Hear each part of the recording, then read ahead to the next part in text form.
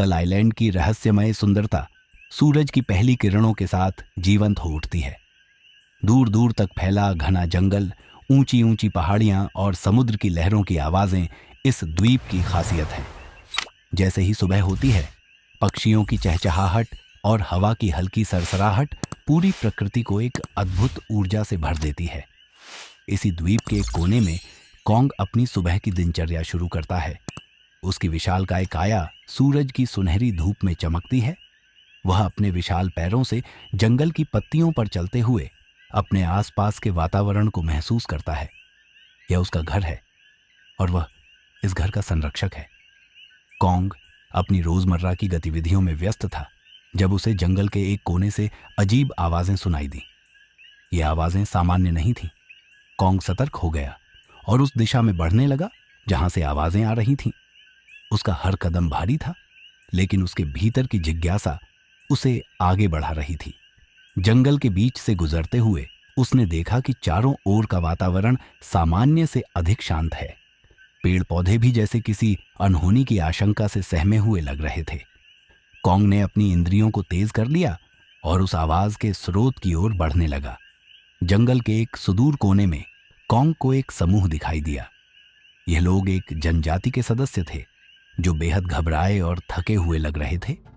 उनके कपड़े फटे हुए थे और चेहरे पर भय और निराशा साफ दिखाई दे रही थी।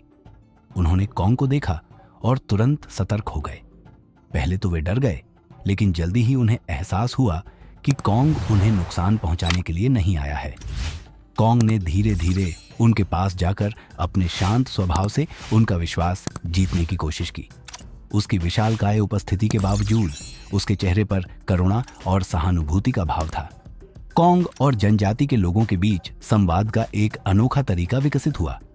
वे एक दूसरे से इशारों और हाव भाव के माध्यम से संवाद करने लगे। जनजाति के नेता, एक बुजुर्ग व्यक्ति, ने कॉन्ग को उनके संकट के बारे में बताया।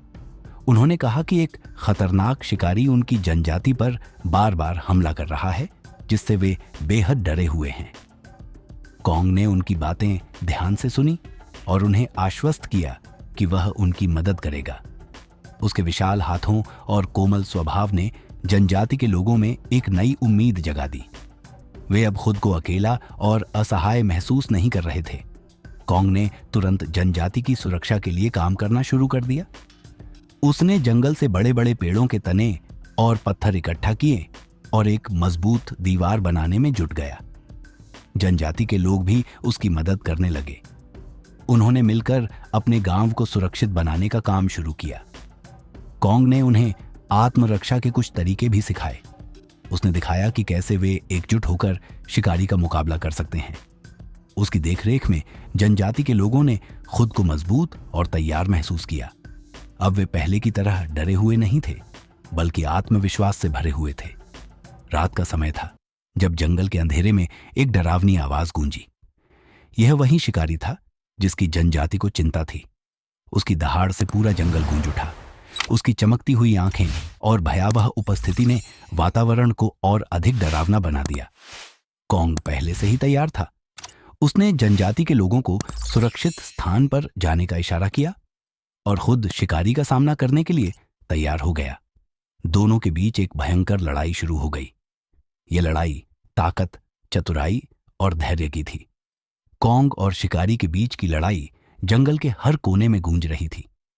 कॉन्ग ने अपनी विशालकाय ताकत से शिकारी पर प्रहार किया, जबकि शिकारी ने अपने तेज दांतों और पंजों से हमला किया।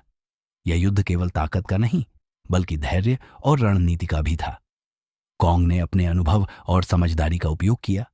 उसने शिकारी को थकाने की रणनीति अपनाई और सही समय पर उसे धराशायी कर दिया। उसकी जीत ने जनजाति के लोगों में एक नई उम्मीद जगा दी। अब वे खुद को सुरक्षित महसूस कर रहे थे। जनजाति ने कॉन्ग की बहादुरी और ताकत का सम्मान करते हुए एक उत्सव का आयोजन किया। आग के चारों ओर नाच गाना और जश्न का माहौल था। जनजाति के लोग कॉन्ग के प्रति अपनी कृतज्ञता व्यक्त कर रहे थे।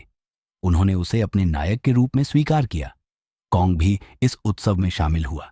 उसकी उपस्थिति ने जनजाति के लोगों को और अधिक सुरक्षित और आश्वस्त महसूस कराया। उन्होंने उसे एक विशेष उपहार दिया, एक हाथ से बना हार, जो उनकी कृतज्ञता और सम्मान का प्रतीक था।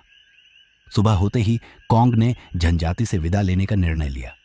जनजाति के लोग भावुक हो गए। उन्होंने कॉन्ग को अपनी शुभकामनाएं दी और उसे यह विश्वास दिलाया कि वह हमेशा उनकी यादों में रहेगा।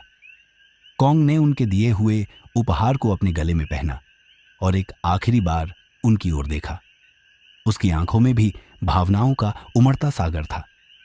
कॉन्ग ने जंगल की ओर वापस जाते हुए अपने अनुभवों के बारे में सोचा।